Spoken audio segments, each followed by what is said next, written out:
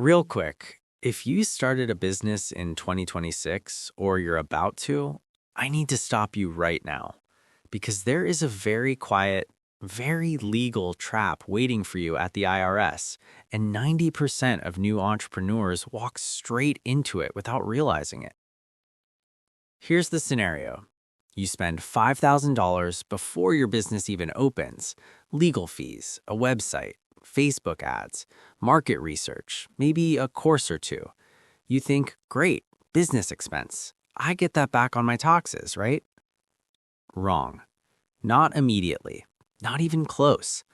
The IRS has a rule, buried in a section of the tax code that nobody teaches in school, that says those startup costs, they don't let you deduct them all at once. By default, they want to spread that deduction out over 15 years. That's 180 months. You spend $5,000 today, and the IRS says, cool, here's $27 back this year. $27. That's not a tax break, that's a tax prison. But here's the thing, and this is why you're watching this video. There is an escape hatch.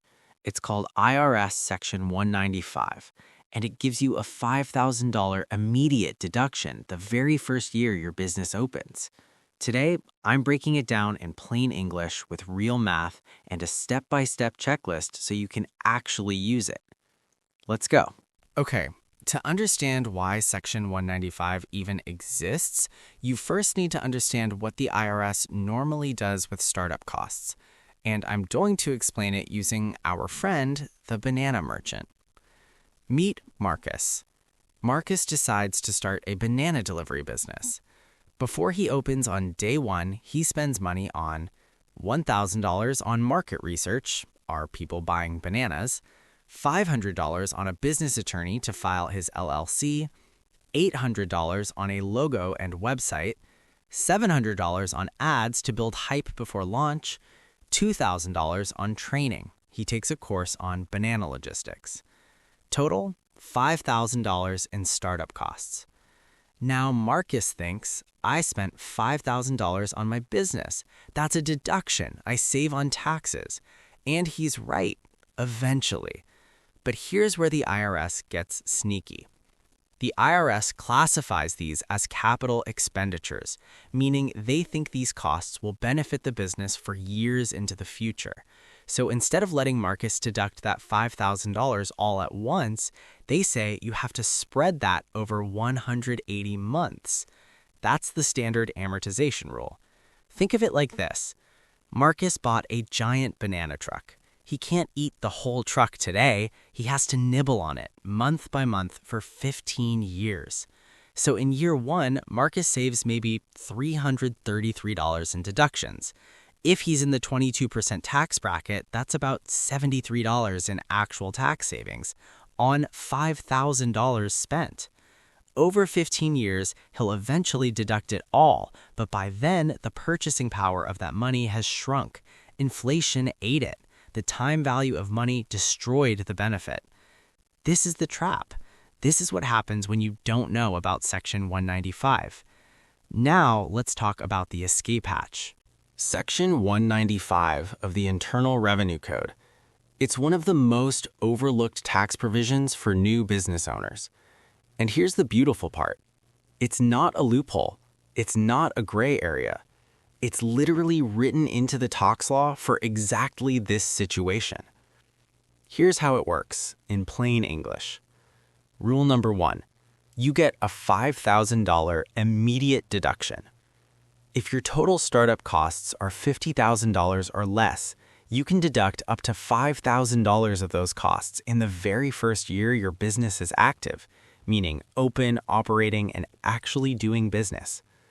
The difference is $4,667 in extra deductions in year one alone. Rule number 2. The rest gets amortized, but over 15 years starting from month 1. Say Marcus spends $8,000 total. He gets $5,000 off the top immediately.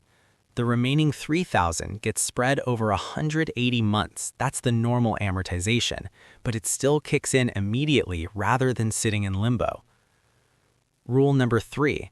The $5,000 phases out dollar for dollar above $50,000. This is key. If your startup costs are, say, $52,000, your immediate deduction shrinks to $3,000. At $55,000, it's zero. So this benefit is specifically designed for lean startups, exactly the entrepreneurs who need it most. Back to Marcus and his banana business, with Section 195. That's $1,100 back in Marcus's pocket in year one instead of $73. That's a 15x difference. And that $1,100 can go right back into the business. More ads, better equipment, hiring help. That's the power of knowing the rule. The checklist. What counts, what doesn't, and what to do right now. What counts? Qualifying startup costs. 1. Market research. Surveys, industry reports, feasibility studies, competitive analysis. All of it counts. If you paid to figure out whether your business idea was viable, that's a startup cost. 2. Business travel. Did you travel to meet a potential supplier, scout a location, attend a trade show before you launched? That travel expense qualifies. 3. Training and education. Courses, workshops, or consultants hired specifically to prepare you to run this business. Not general education, but training tied directly to the startup. These count. 4. Advertising and marketing before launch. Pre-launch ads, landing pages, social media campaigns, influencer promos. If you ran them before your business was officially open, they're startup costs under $195. 5. Professional fees. Attorney fees to set up your LLC or corporation. Accountant fees for pre-launch talks planning. These qualify. 6. Wages for training. If you hired employees before opening and paid them to train, those wages count. What doesn't count? Equipment and physical assets. That $3,000 laptop, the company car, the commercial oven, these are capital assets. They go under Section 179 or bonus depreciation, which is a completely different and also excellent rule. Do not mix them in with your Section 195 costs. Costs to acquire a business. If you bought an existing business, those acquisition costs are not startup costs under 195. Different code sections handle that. Personal expenses. If your home office lease existed before you started the business, it doesn't qualify. Section 195 covers costs incurred because you are creating a new business. Interest on loans. Financing costs before launch don't fall under Section 195. They're treated separately. The action steps. Step 1. Keep every receipt from before your launch date. Create a simple folder, digital or physical, labeled Pre-Launch Startup Costs. The IRS will want documentation. Step 2. Note your official business start date. Section 195 kicks in the year your business is active, meaning you're offering goods or services. Make sure you know this date. It's the anchor for your deduction. Step 3. Talk to your CPA or tax preparer. Tell them, I want to elect Section 195 for my startup costs. It's not automatic in all software. You may need to make an explicit election on your tax return. It's a 5-minute conversation that could save you over $1,000. Step 4. If your costs exceed $50,000, plan strategically. Consider whether you can time certain purchases after launch so they become operating expenses instead of startup costs. This keeps your Section 195 deduction intact. That's it. That's the whole playbook.